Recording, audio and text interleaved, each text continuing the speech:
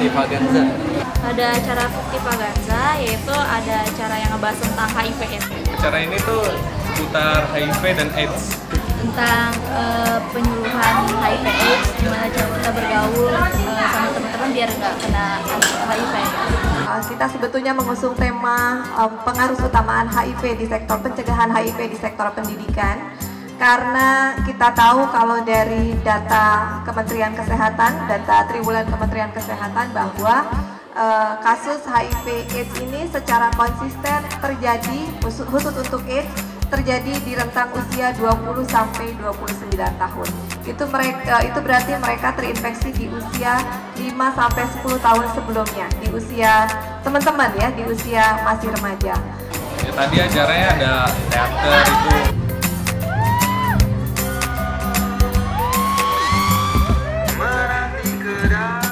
Pasien karis mengidap penyakit HIV, Mbak. Penampilan lah dari anak murid kita sendiri.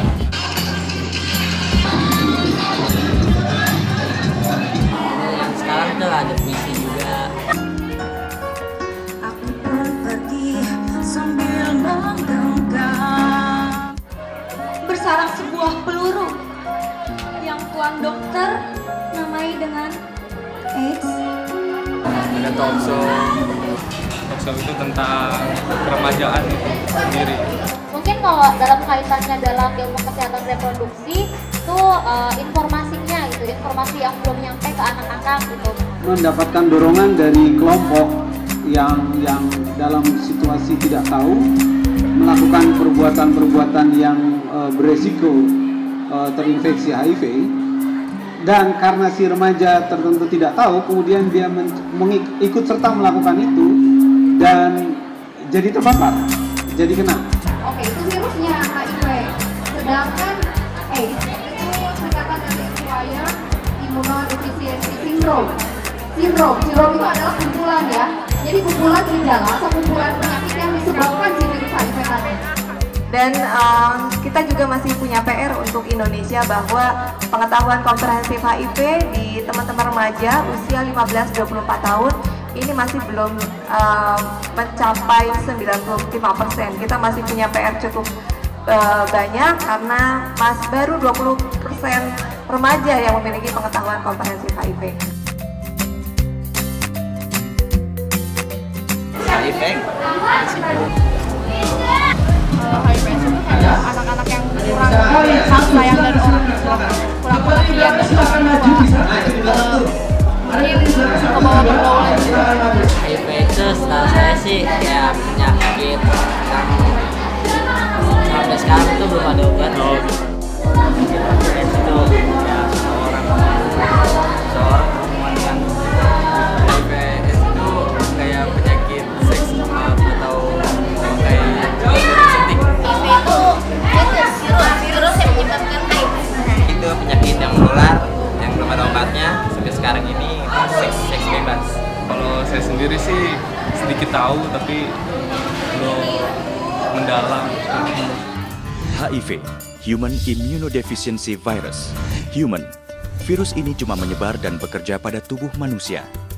Immunodeficiency, immune, sistem kekebalan. Deficiency berarti kekurangan atau penurunan. Jadi immunodeficiency adalah kekurangan atau penurunan sistem kekebalan tubuh. Virus sifatnya bereproduksi atau memperbanyak dirinya dengan cara mengambil alih sebuah sel dari tubuh yang diinfeksinya. HIV menyerang sistem kekebalan tubuh dengan menghancurkan sel-sel penting yang bertugas melawan penyakit. Tubuh yang sistem kekebalannya melemah tidak dapat melindungi diri dari penyakit. Apa itu AIDS? AIDS, Acquired Immunodeficiency Syndrome. Acquired dalam bahasa Inggris berarti diperoleh. AIDS bukanlah sesuatu penyakit yang diwariskan, seperti layaknya penyakit yang terbawa secara genetis, seperti penyakit jantung, talasemia, dan lain-lain. Melainkan kondisi seseorang saat seluruh sistem kekebalannya telah menjadi sangat lemah. Immuno, sistem kekebalan tubuh manusia, termasuk semua organ dan sel yang bekerja melawan infeksi dan penyakit. Defisiensi, kurang. Sindrom adalah kumpulan gejala. Jadi, HIV adalah nama virus yang menyerang sistem kekebalan tubuh manusia. Sedangkan AIDS adalah kondisi yang kritis atau parah yang dialami oleh pengidap HIV yang disebabkan oleh hilangnya sistem kekebalan tubuhnya. Sebagian besar orang yang baru terinfeksi HIV tidak merasakan gejala yang jelas atau tidak ada gejala sama sekali. Saat tertular HIV sampai saat akan munculnya gejala yang sebenarnya, dia akan terlihat normal dan sama seperti orang sehat lainnya. Dan ini bisa memakan waktu berbulan-bulan ataupun bertahun-tahun, bahkan sampai 10 tahun. Selama waktu itu, seorang yang sudah terinfeksi HIV tidak bisa dibedakan hanya dengan melihat saja. Setiap pengidap HIV positif bisa terlihat sehat dan normal, persis sama dengan orang sehat lainnya dalam jangka waktu yang panjang, bahkan bisa sampai 10 tahun. HIV ditularkan lewat cairan tubuh tertentu, yaitu lewat cairan kelamin, darah, ASI. Jadi, orang sehat bisa tertular HIV kalau terjadi perpindahan cairan tubuh yang terinfeksi HIV itu. Pertama, melalui darah. Misalnya lewat pemakaian alat tajam yang menyayat kulit, seperti pemakaian jarum suntik, pisau cukur, atau alat tato yang telah terkontaminasi HIV. Karena alat-alat tajam itu menyebabkan luka terbuka di tubuh kita, maka virus HIV yang terdapat pada jarum suntik, pisau cukur, alat tato yang sebelumnya dipakai oleh pengidap HIV bisa masuk ke dalam aliran darah kita. Bisa juga lewat transfusi darah yang telah tercemar virus HIV. Kedua, melalui cairan kelamin melalui hubungan seksual. Ini jelas karena dalam hubungan seksual terjadi perpindahan cairan kelamin.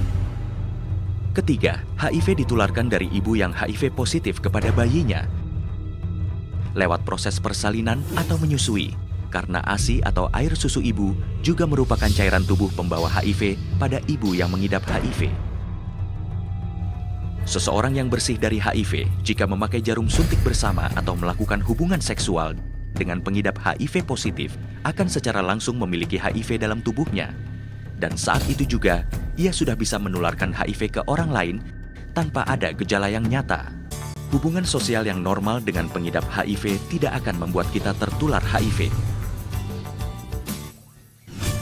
Banyak anggapan yang salah seputar HIV. HIV tidak menular lewat keringat. Menempelnya keringat penderita HIV positif pada kulit orang sehat tidak akan menularkan virus tersebut. HIV tidak terdapat pada keringat. Saliva atau liur tidak dapat menularkan HIV. Bersin dan batuk merupakan kasus yang sama dengan air liur, di mana cairan hidung bukanlah media penularan HIV selama tidak mengandung darah. Menggunakan toilet yang sama tidak menyebabkan tertular HIV, sebab kotoran dan air seni tidak dapat membawa HIV. Makan dengan alat makan yang sama tidak akan menularkan HIV, karena sekali lagi air liur tidak dapat membawa virus ini. Gigitan nyamuk dan serangga lainnya tidak akan menularkan HIV. Nyamuk memasukkan liurnya sewaktu menghisap darah orang yang digigitnya, tapi nyamuk tidak menginjeksikan darah yang sudah dihisap ke tubuh lain. Berenang bersama tidak menularkan HIV. Dan tidak hanya bagaimana meningkatkan pengetahuan komprehensif HIV, tetapi juga mendorong teman-teman remaja untuk mengakses layanan kesehatan seperti puskesmas, PKPR, ataupun berbagai kegiatan di sekolah yang terkait dengan upaya pencegahan HIV. Menurut saya sih kalau kayak gini malah bagus ya, jadi anak remaja tuh lebih tahu bentuknya apa sih HIV itu. Ya bagus, positif itu sekolah, jadi siswa juga bisa lebih berkreasi dan dia bisa tahu juga HIV itu apa,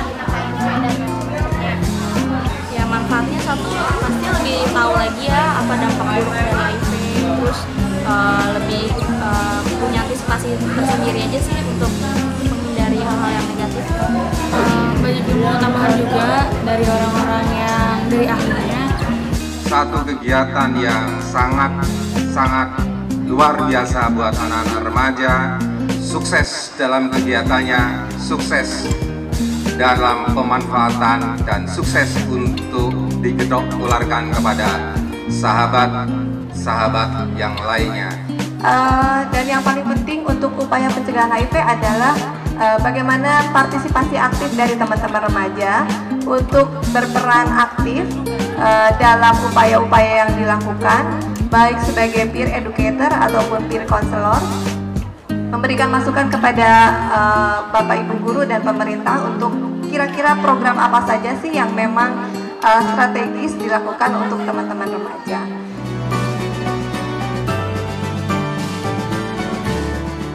Pesannya jaga diri ya, kita tuh yang belum terkena tuh sebisa mungkin ya mencegah, terus dari seks bebas, terus pelajari lagi tentang HIV itu dampaknya bisa kayak yang utama sih mendalami agama aja ya. Jadi kalau kita sudah tahu tentang atau lebih mendalam tentang agama, insya Allah lah kemungkinan yang HIV AIDS itu akan tercegah. Buat yang udah terkena HIV itu jangan dijauhin. Moda itu harus kita rangkul bersama agar mereka tidak merasa terjauhi dan tidak merasa terasing. Jangan diskriminasi moda. HIV, no AIDS. Say no to drugs and HIV.